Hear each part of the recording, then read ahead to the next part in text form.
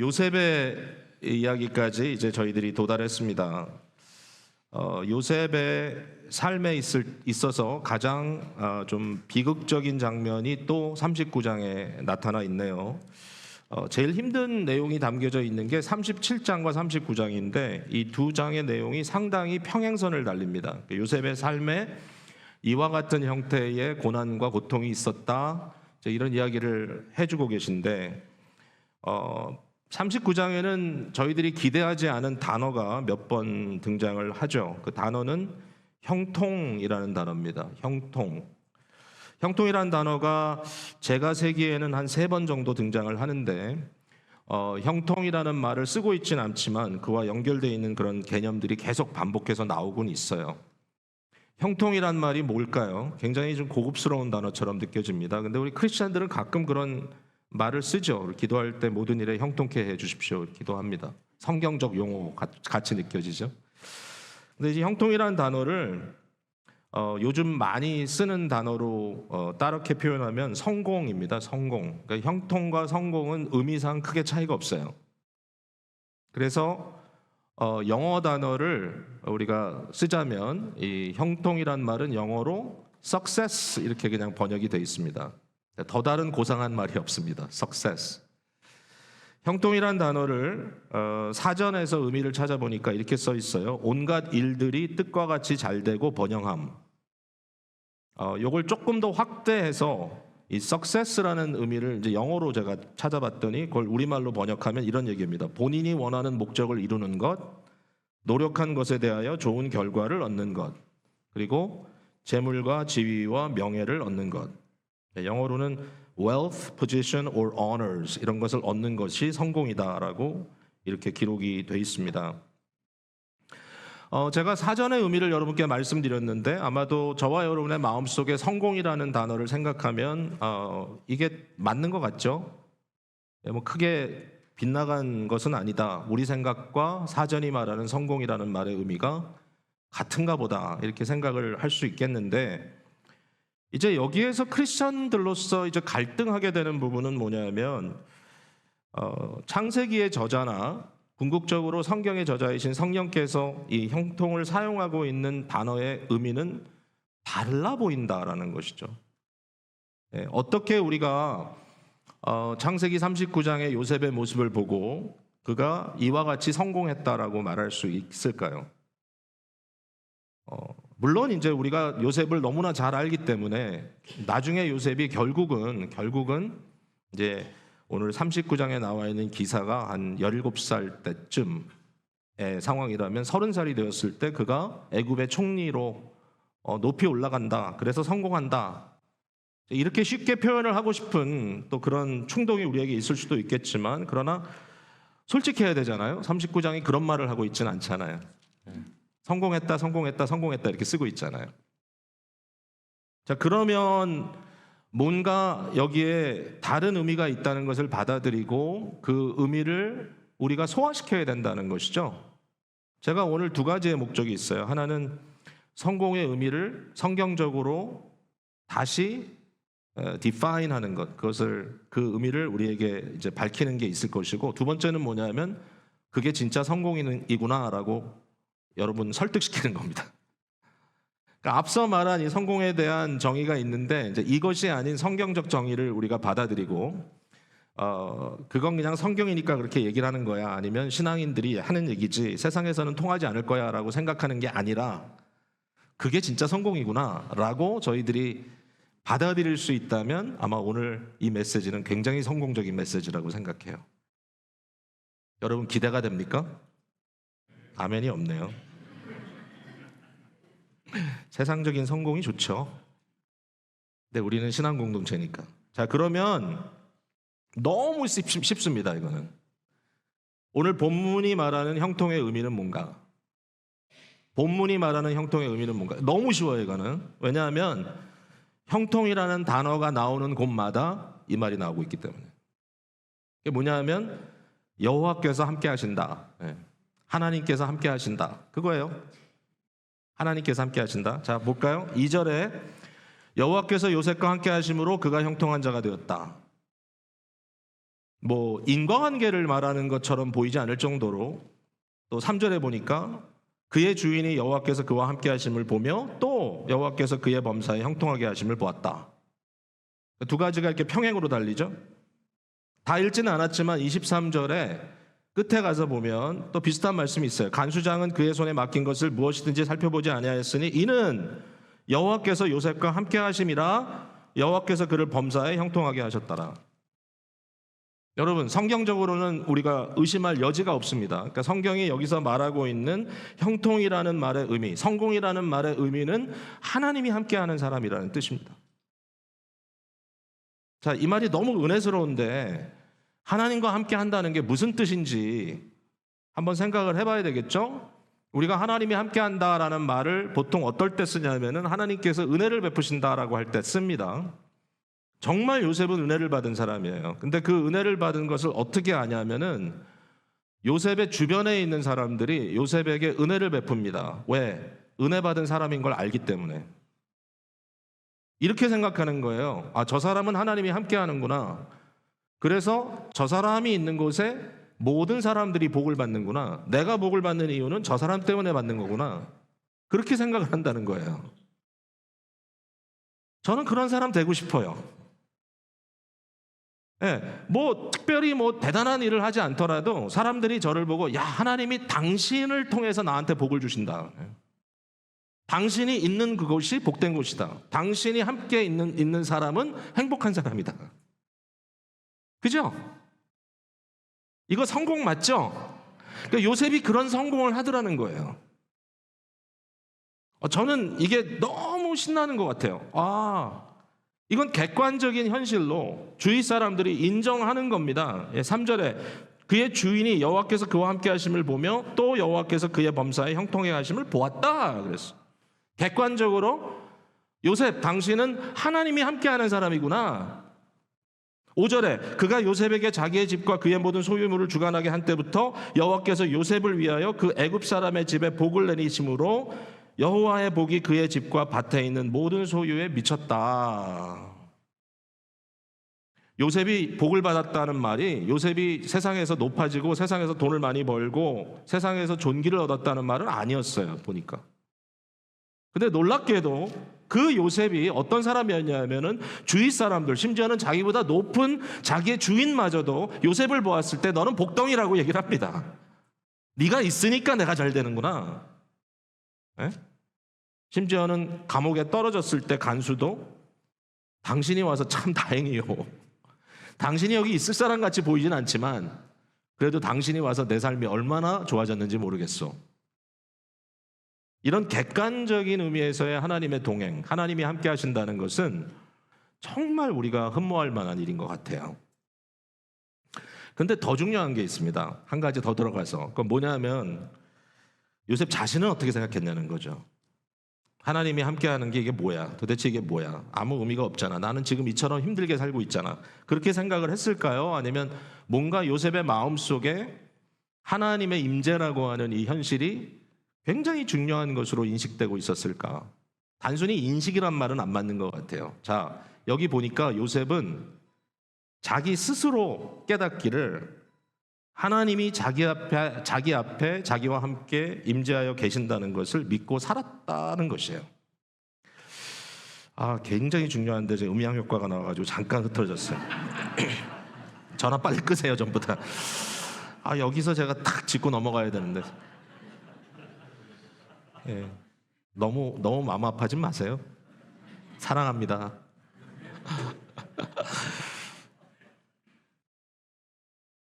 이 요셉이 스스로 믿었다는 게 저는 이게 진짜 중요한 것 같아요. 하나님이 나와 함께 하신다. 나는 하나님의 임재 앞에 있는 사람이다. 여러분, 이거 너무 분명하죠? 이건 어디 나옵니까? 이 보디발의 아내 문제입니다. 보디발의 아내가 요셉을 탐했어요. 요셉이 너무 좋아 보이니까, 근데 또 종이니까 이건 아주 나쁜 여자예요. 사랑 아니에요, 이거는. 데리고 놀고 싶었던 거죠. 근데 이제 요셉의 입장에서는 이 말이 신빙성이 있었을 겁니다. 주인의 아내는 힘이 있어요. 주인에게 들키지 않을 자신이 있으니까 이러지 않았겠나. 그 여인과 나밖에는 모르는 일인데 오죽 남편이 잘못해줬으면 저렇게 됐을까? 그러니까 이제 요셉의 마음에는 이 상황을 보면서 뭔가 틈이 있다라고 느낄 수 있는 상황입니다. 요셉은 아주 혈기왕성한 청년이고 굉장히 준수한 사람이었단 말이죠. 근데 그 요셉이 이 여인의 유혹 앞에 이렇게 얘기합니다. 뭐라고 얘기하냐면, 자 보세요. 나는 당신의 남편 주인을 섬기는 사람입니다. 그는 나에 대하여 절대적인 신뢰를 갖고 있습니다. 나는 당신의 주인에게 범죄할 수 없습니다. 내가 이렇게 함으로써 당신의 주인에게 해를 끼칠 수 있는 그러한 마음이 내게 전혀 없습니다. 근데 그것뿐만 아니라 사실은 더 중요한 것은 내가 어찌 이 큰 악을 행하여 하나님께 죄를 짓겠습니까? 하나님께 죄를 짓겠습니까? 저는요, 이 부분이 너무 마음에 와서 닿았어요. 하나님의 임재를 볼 수 있는 사람. 이게 뭘까? 이게 뭘까? 여러분, 솔직히 얘기하자고요. 저와 여러분은 하나님을 사랑한다고 얘기하지만, 저도 포함해서 얘기하는 거예요. 이래선 절대로 안 되지만 고의적으로 범죄할 때가 있어요. 하나님 눈 감아주세요. 이 순간은 뭔가 하나님은 보이지 않고 내 마음에 어떤 욕망이 더 크게 보일 때, 어떻게 하면 하나님이 보일까? 어떻게 하면? 바울 사도는 디모데라고 하는 목회자에게 이 말을 합니다. 너의 안에 선한 양심이 주어지고 또 선한 양심을 가져라. 선한 양심, good conscience. 선한 양심이란 말 지나칠 수 있는데요. 로마서 2장인가요? 보면은 바울 사도는 하나님의 형상으로 지음받은 모든 사람들에게는 양심이 있다 그래요. 그 양심이 뭐냐면은 옳고 그른 것을 판단할 수 있는 도덕성의 일종의. 근데 문제는 뭐냐면은 양심이 타락했어요. 양심은 있는데 그 양심이 제대로 작동을 안 해요. 마음속에 어떤 죄책감을 주고 옳은 일을 해야 된다고 하는 그런 생각은 들게 하지만 그 양심이라는 것이 사실상 좀 무용지물 같아요. 바울 사도는 이런 경우를 뭐라고 부르냐면 양심의 화인을 받았다 이렇게 표현합니다. 디모데전서 4장 2절에 화인 받았다는 건 뭐죠? 뜨거운 인도로 양심을 지져서 양심이 이렇게 지지고 나니까 뭐 어떻게 돼? 딱지가 붙어가지고 양심이 감각을 잃었다 이런 뜻이잖아요. 감각을 잃었다. 우리말 좋은 말 놔두고 이렇게 했을까? 양심에 털났다 이러면 되는데 그게 성경적 언어는 아니네요. 저 사람은 양심이 없는 사람이야, 그렇죠? 양심이 없는 건 아니죠. 있죠. 그러나 그 양심이 못 쓰게 망가졌다는 거죠. 자, 그러면 그리스도인들인 저와 여러분에게는 어떤 양심이 필요할까요? 우리에게는 거듭난 양심이 필요합니다. 다시 태어난 양심. 그러면 그 양심은 어떤 양심이냐? 성령께서 우리 안에 믿음을 주시듯이 우리의 내면 세계 속에 어떤 기능을 주신단 말이죠. 그 기능은 뭐냐면은 우리 안에 육신의 눈으로 볼 수 없는 것을 볼 수 있는 영적인 눈을 그 속에 부여하는 거예요. 새로운 감각이에요. 그 감각은 뭐냐? 하나님을 보게 하는 거예요. 마음이 청결한 자는 복이 있나니? 뭐죠? 저희가 하나님을 볼 것이라 그랬어. 이거구나. 요셉의 마음속에 하나님께서 주신 영적인 복은 그의 마음속에 하나님을 볼 수 있는 눈을 주셨구나. 우리의 육신의 눈으로 하나님 못 봅니다, 여러분. 하나님의 사인은 볼 수 있어요. 그러나 하나님을 직접 볼 수 없어요. 그러나 하나님의 임재를 볼 수 있는 것은 우리의 마음의 믿음의 눈이고 그 믿음의 눈을 대표적으로 선한 양심이라고 표현하고 있네요. 선한 양심을 지닌 자가 바로 요셉이었다. 성경적으로 또 우리가 말할 때 하나님의 임재 앞에 서 있다라는 표현을 라틴어로 표현했죠. 코람 데오. 코람, 그 앞에, 그의 임재 앞에. 데오는 뭐죠? 하나님의 임재 앞에. In the presence of God. 어떻게 이런 의식, 어떻게 이렇게 선한 양심이 생겨날 수 있을까라는 질문이에요. 저는 요셉에게 이 의식이 엄청나게 개발되어 있다는 사실을 보고 마음에 굉장히 부럽습니다. 어떻게 이렇게까지 개발되어 있는 하나님의 이 코람데오, 하나님 신전 의식을 갖고 있었을까? 노력한다고 되는 것일까?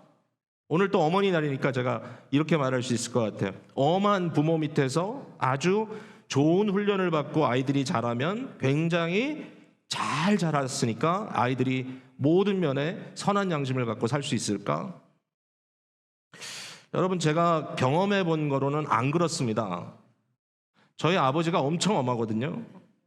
저는 청소년기에 심지어는 죽고 싶었어요. 아버지가 너무 엄해서. 숨 막히는 것 같았어요. 나의 인생은 없구나.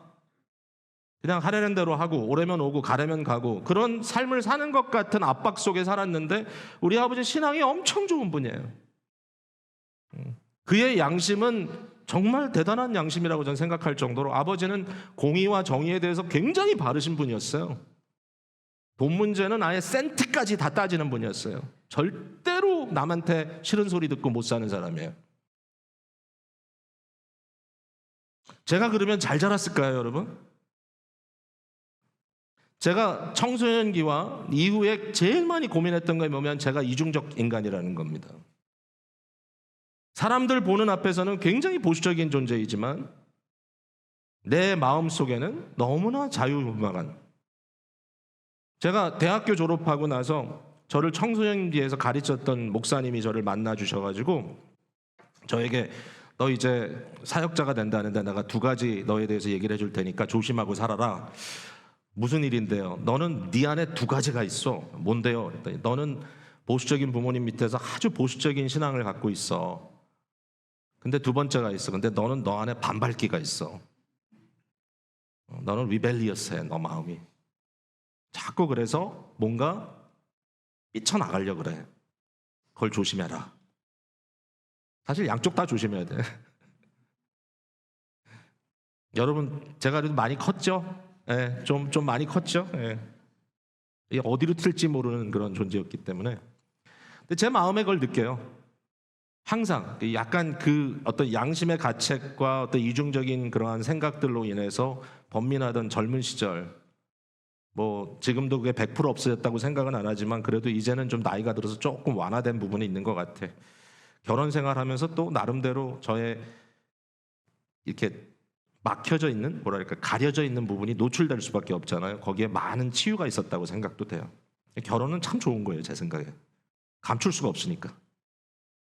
그래서 이제 이런 것들을 통하여 저의 삶들이 이렇게 바꿔지기는 했다고 생각하지만 제가 정말 오늘 여러분께 정말 이건 이렇습니다라고 말씀드릴 수 있는 게, 부모가 잘해서 자녀들이 아주 선한 양심을 갖는다는 꿈은 버리십시오.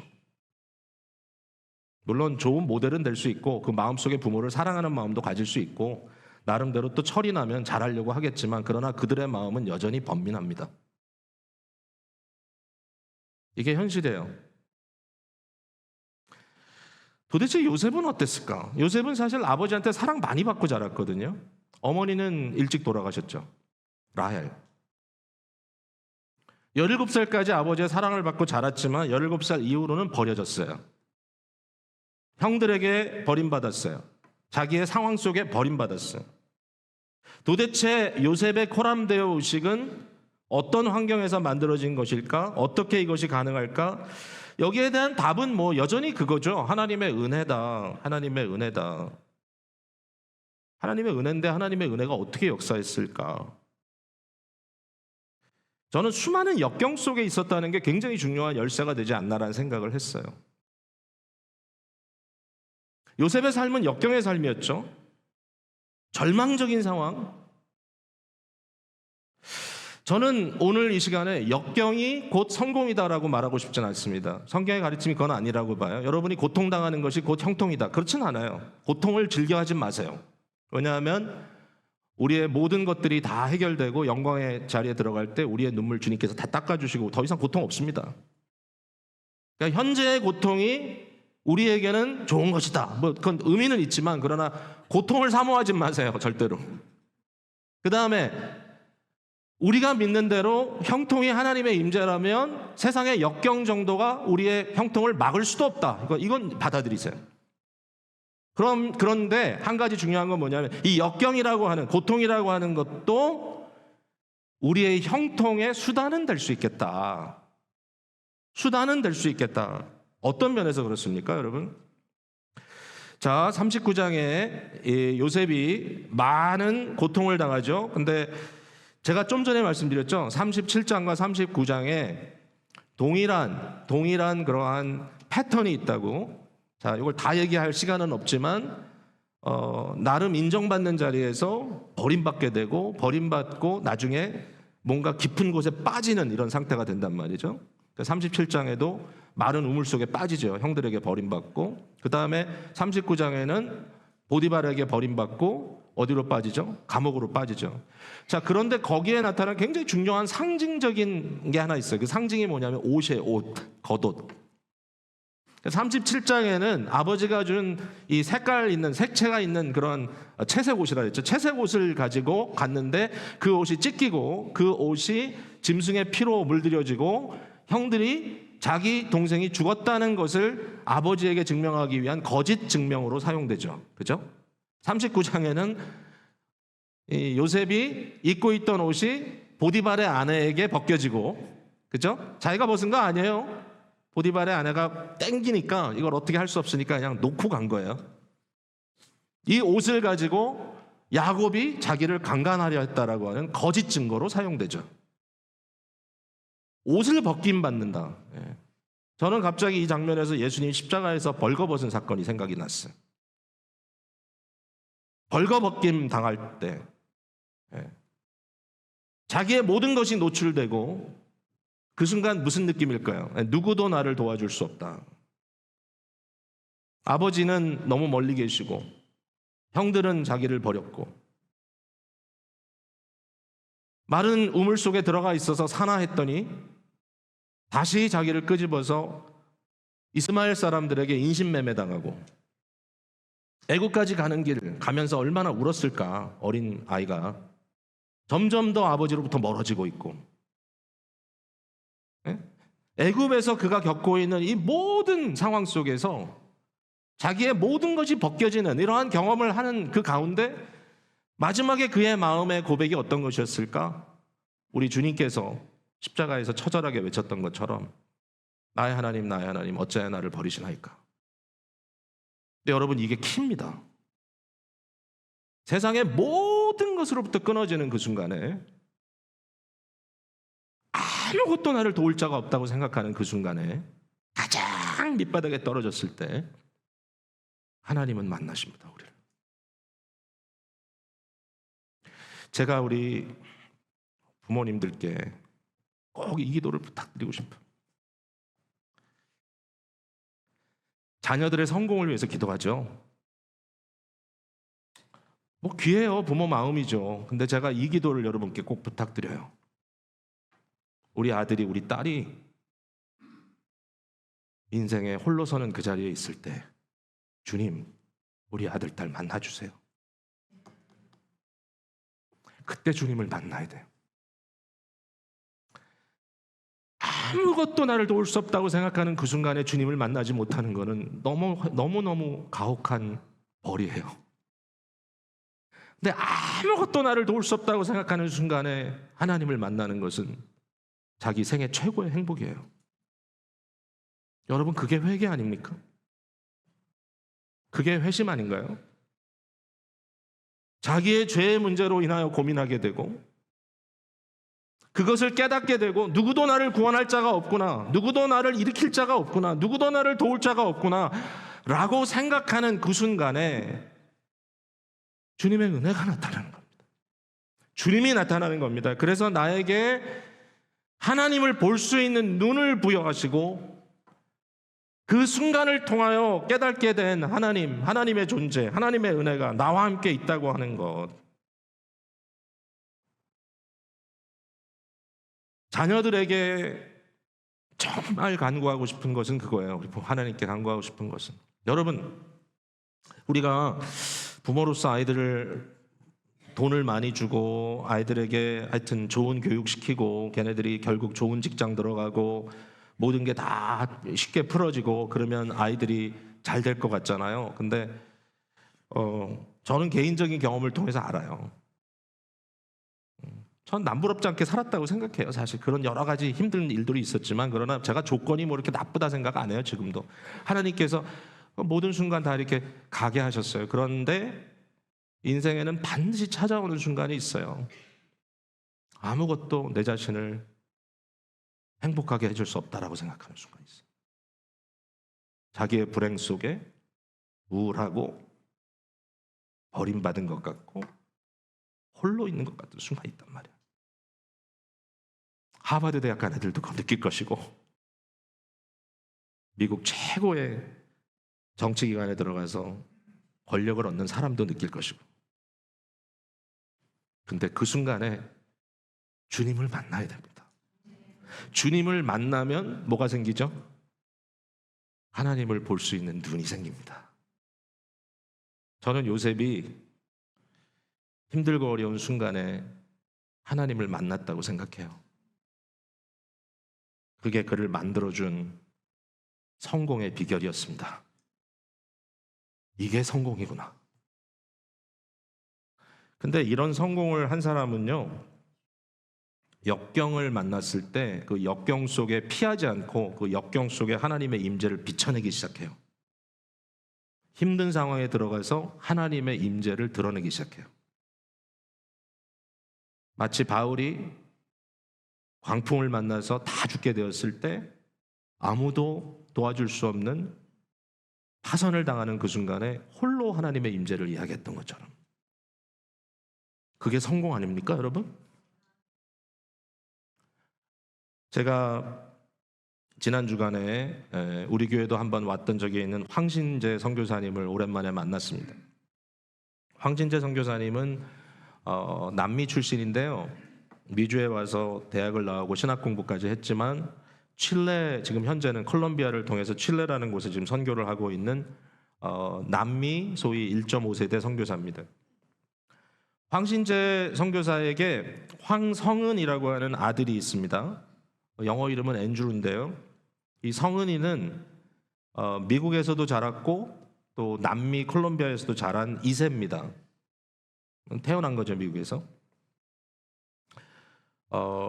그래서 이 성은이는 말 그대로 영어와 스페니쉬가 아주 능통한 형제인데, 최근에 결혼하고 갓난 아기까지 낳았어요. 아주 최근에 애를 낳았대요. 그래서 이 황신재 선교사가 이 아들을 만나러 갔다 왔다 그러면서 특별히 그 갓난 자기의 손녀를 보고 너무 행복했다는 얘기를 저한테 하는데, 이 황성은이라고 하는 친구가 지금 가 있는 곳이 어디냐면, 그는 선교사로 레바논에 가 있습니다. 깜짝 놀랐어요, 제가. 아니, 레바논 지금 전쟁 중인데 거기서 지금 신혼이 살고 있어? 그렇대요. 애를 낳았다고? 그렇대요. 괜찮아? 아버지로서 괜찮은 거야? 그랬더니 얼굴이 환해가지고 하는 말이, 내가 두 가지 얘기할게. 하나는, 전쟁은 절대로 일어나서는 안 될 비극이야. 전쟁은 절대로 일어나서는 안 될 비극이야. 그런데 둘째, 전쟁만큼 복음의 기회가 열리는 순간은 없어. 그래서 제가 그것도 무슨 얘기냐, 도대체 좀 설명을 해봐라 그랬더니 자기가 가서 보고 너무 놀랬대요. 너무 놀랬대. 제가 그래가지고 이제 얘기를 듣고 나서 이게 진짠가 아닌가 확인하기 위해서, 또 음향효과 지금 필요 없는데 빨리 끄세요. 이게 진짠가 아닌가를 밝혀내기 위해서 제가 챗GPT 확인한 겁니다. 이거 레바논은요, 인구의 50% 이상이 소위 마론파라고 하는 그리스도인들입니다. 크리스찬. 베이룻은 크리스찬 다수 나라예요. 근데 거기에 나머지는 다 머슬람들입니다. 그래가지고 이 나라는 벌써 굉장히 오랜 시간, 거의 100년 가까이 시스템이 있어요. 시스템이. 정치 시스템이 어떻게 되어 있냐면은 대통령은 반드시 크리스찬이 나와야 돼. 제가 이게 믿어지지 않았어요. 봤더니 정말 그렇더라고. 아직까지 지켜진대, 이게. 그러니까 대통령은 반드시 크리스찬이어야 되고, 수상은, 내각제니까 수상은 반드시 수니 이슬람이어야 돼. 수니 머슬람. 수니파, 그리고 국회의장은 반드시 시아이파 머슬람이어야 돼. 뭐 어떤 사람이 이걸 보고 뭐 이상한 나라다 그러겠지만 되게 신기하다. 이런 나라가 아직까지 지속이 되다니. 저는 이제 전쟁이 베이룻까지 다 간 줄 알았는데 하시는 말씀이 베이룻은 괜찮아. 베이룻은 폭격을 안 당해. 근데 남부가 문제야. 레바논 남부가 그 이스라엘 접견지대에 헤즈볼라라든지 여러 그룹들이 있기 때문에 거기가 지금 집중적으로 폭격을 당하는데 문제는 뭐냐면 그곳에 살고 있는 시민들이 갈 곳이 없어가지고 북쪽으로 피난을 오고 있다는 겁니다. 너무 당연하죠. 그러니까 피난민들을 위해서 텐트를 만들고 그들이 어떻게 해서든지 생존할 수 있도록 도와줘야 되는 그 일을 하는데 정부에서 할 수 있는 힘은 한계가 있고 국제사회에 요청을 청하는데 지금 이 앤드루라는 선교사가 뭘 하냐 봤더니 베이루트에서 하루에 6,000명 난민들을 먹인대요. 그래서 내가 그거 무슨 얘기냐, 어떻게 이렇게 많이 먹일 수 있냐 했더니 너무 재밌는 얘기를 하더라고요. 국제기관 중에 Mercy Chef라고 하는 기관이 있는데 이것은 요리사로만 구성되어 있는 선교단체래요. 그래서 40명씩 로테이션을 하면서 베이룻에 도착하고 있다는 거예요. 이 40명이 시프트를 돌면서 파송돼서 가서 뭐를 하느냐? 구호물자가 날라오면 박스로 올 거 아니에요? 깡통에 들어올 거 아니에요? 그거를 다 따뜻한 음식으로 바꿔가지고 새로운 요리를 하는 건 아니지만 먹을 만한 요리로 바꿔가지고 그걸 가지고 6,000명을 매일 3끼씩 먹이고 있다. 그 일을 우리 아들이 지휘하고 있더라. 그러면서 하는 말이 예수 그리스도의 복음이 너무 잘 받아들여지고 있다. 그러면서 얼굴이 환해진 거예요. 저는 그런 논리가 쉽진 않아요, 사실은. 여전히. 우리 아들 있는데 갓난 아기를 낳는데 그런 전쟁터에서 가 있다면 편하지 않을 것 같아요. 그럼에도 불구하고 성공이란 말은 여기에 적용되는 것 같아요. 이게 성공이구나. 왜? 가장 큰 역경의 현장에서 하나님의 사랑이 어떤 것인지 그리스도의 임재를 보여주고 있다라는 사실입니다. 사랑하는 성도 여러분, 저는 이제 오늘 이 말씀을 계속 이어가면서 한 가지 중요한 사실을 발견했다고 여러분께 말씀드리고 싶습니다. 결국 요셉은 예수 그리스도를 드러내는 인물이 분명한데요. 재밌는 것은 우리가 가지고 있는 39장과 앞에 있는 38장이 또 대조적인 문학적 구조를 이루고 있다는 것입니다. 38장에는 누가 있냐면 유다가 등장합니다. 39장에는 요셉이 등장하죠. 형제입니다. 유다가 38장에는 실패합니다. 사실은 나쁘끄러운 일이 나옵니다. 유다가 아주 부끄러운 장면을 통해서 자기 후손을 얻어요. 누구와 일종의 간음을 하냐면은 자기 며느리 다마라고 합니다. 그래서 다말이 임신을 합니다. 물론 뭐 여러 가지 정황적인 게 있지만 이리 보나 저리 보나 부끄러울 수밖에 없는 상황이에요. 반면에 요셉은 같은 어떤 그러한 유혹 앞에서 무너지지 않아요. 저는 그러니까 당연히 이렇게 생각하죠. 아니, 예수 그리스도가 당당하게 요셉의 후손으로 와야지 왜 유다의 후손으로 오냐 이거예요. 이상하죠? 예수님이 요셉의 후손으로 와야 요셉이 예수의 예표고 예수님이야말로 진정한 요셉이고 예수님이야말로 진정한 하나님의 임재를 살았던 존재라고 말할 수 있을 것 같잖아요. 근데 성경은 아이러니하게도 예수님을 유다의 후손이라고 얘기합니다. 마태복음 1장 족보에 유다는 다말에게서 베레스와 세라를 낳고 하다가 결국 예수님까지 옵니다. 사랑하는 성도 여러분, 저는 예수님이 어떤 분인가를 생각하게 됐어요. 예수님은 저와 여러분의 가장 깊은 죄악 속으로 찾아오시기를 마다하지 않으신 분이었어요.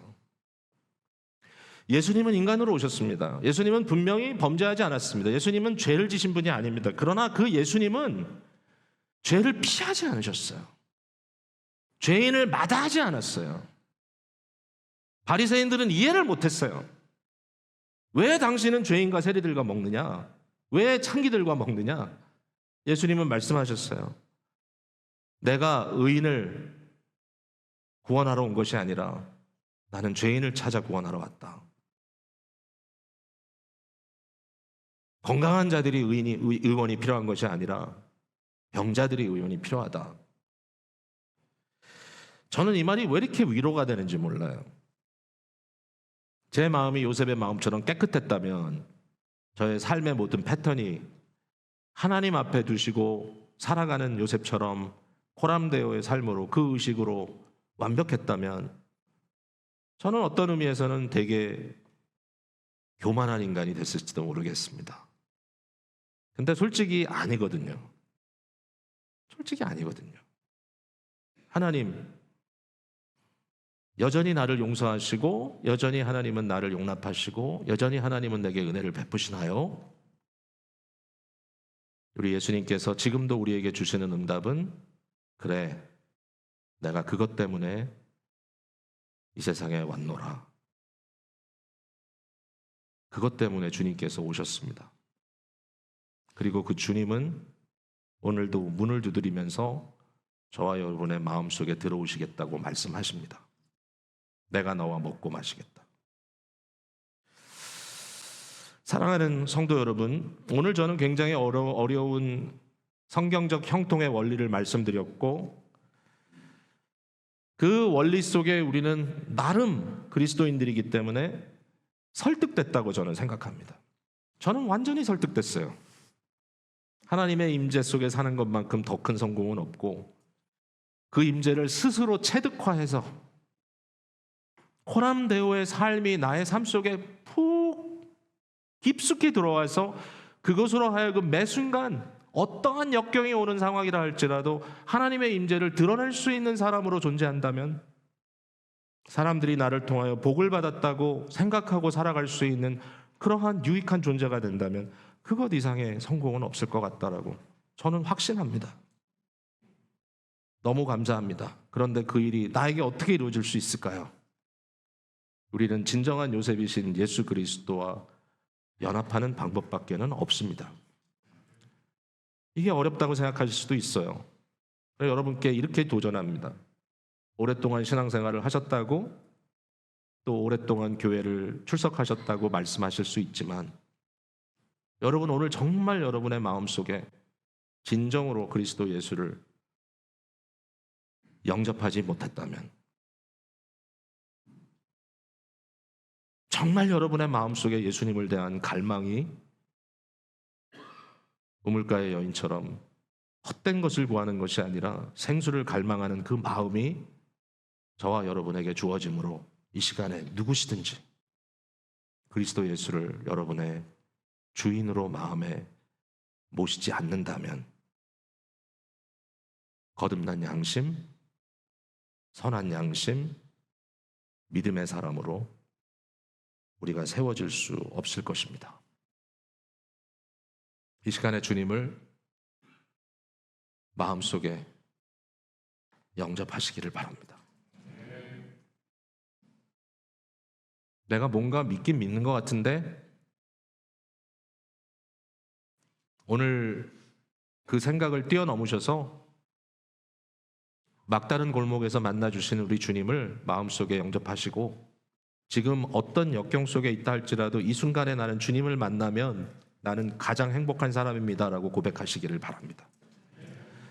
그리고 여러분의 자녀들을 위해서도 그 복을 꼭 기도해 주시기를 바랍니다.